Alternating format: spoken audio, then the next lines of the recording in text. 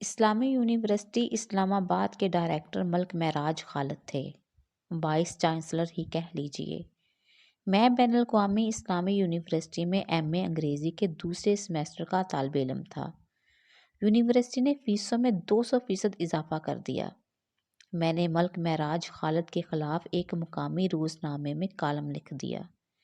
میں نے لکھا کہ ایک دودھ بیچنے والا ڈائریکٹر بن جاتا ہے تو اس کی گردن میں سریا آ جاتا ہے اور وہ اپنا ماضی بھول جاتا ہے۔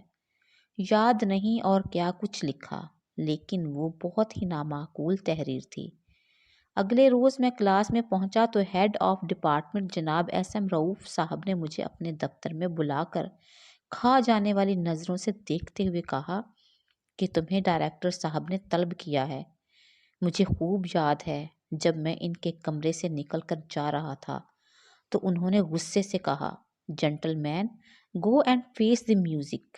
خیر میں ڈائریکٹر آفس کی جانب چل پڑا اور راستے میں یہی سوچتا رہا کہ یہ تو طے ہے آج یونیورسٹی میں میرا آخری دن ہے، لیکن سوال یہ ہے کہ آج یونیورسٹی سے نکالا جاؤں گا تو گھر والوں سے کیا بہانہ بناؤں گا کہ کیوں نکالا گیا۔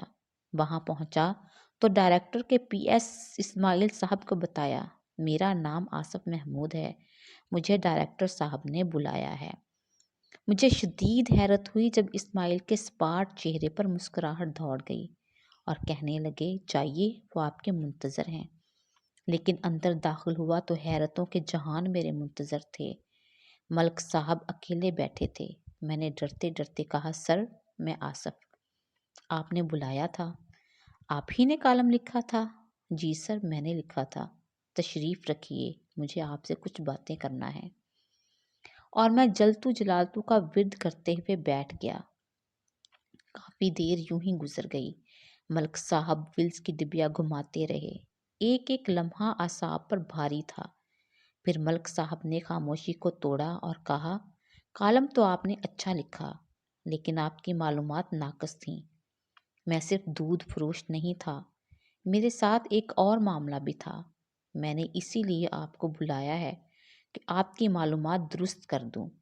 میں صرف دودھ نہیں بیچتا تھا، میرے ساتھ یہ مسئلہ بھی تھا کہ جوتے نہیں تھے۔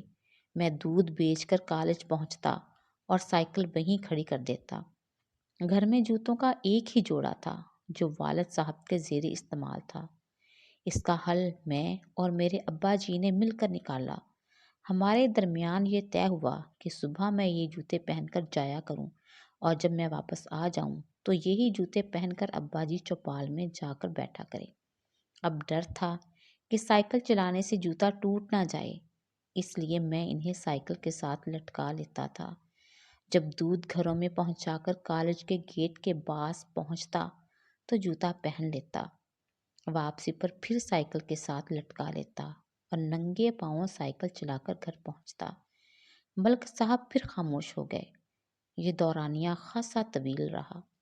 پھر مسکرائے اور کہنے لگے، سریے والی بات تم نے ٹھیک کہی، واقعی اللہ نے دودھ فروش کو نوازا تو اس کی گردن میں سریا آ گیا۔ بار بار دہراتے رہے، اللہ نے دودھ فروش کو نوازا لیکن اس کی گردن میں سریا آ گیا۔ پھر اسماعیل کو بلایا اور پوچھا کہ کیا قواعد و ضوابط کے مطابق فیس میں کیا گیا اضافہ واپس لے سکتا ہوں؟ اسماعیل نے کہا، سر ڈائریکٹر کے اختیار میں نہیں ہے۔ کہنے لگے، اختیار میں تو نہیں ہے، لیکن اگر نوٹیفیکیشن جاری کر دوں تو پھر؟ اسماعیل کہنے لگے، سر آپ نوٹیفیکیشن جاری کر دیں تو ظاہر ہے اس پر عمل ہوگا۔ ملک صاحب نے کہا، جلدی سے نوٹیفیکیشن بنا لاؤ، فیسوں میں اضافہ نہیں ہوا۔ کمرے سے باہر نکلا تو اس حکم نامے کی کاپی میرے ساتھ تھی، دل البتہ وہیں چھوڑ آیا۔ ڈپارٹمنٹ پہنچا تو ایس ایم رؤوف صاحب نے پوچھا، ہاں کیا ہوا؟ میں نے نوٹیفیکیشن آگے رکھ دیا، سر یہ ہوا۔ رؤوف صاحب کی آنکھوں میں جو حیرت تھی مجھے آج بھی یاد ہے۔ آج اگر کوئی مجھ سے پوچھے وائس چانسلر کیسا ہونا چاہیے تو میں کہوں گا اسے ملک معراج خالد مرحوم جیسا ہونا چاہیے۔ آپ ملک کے اعلیٰ ترین عہدے پر فائز رہے، جب انتقال ہوا ایک کرائے کے مکان میں رہتے تھے۔ اللہ تعالیٰ ان کو جنت الفردوس میں اعلیٰ مقام عطا فرمائے، آمین۔ ویڈیو اچھی لگے تو آگے ضرور شیئر کریں. شکریہ.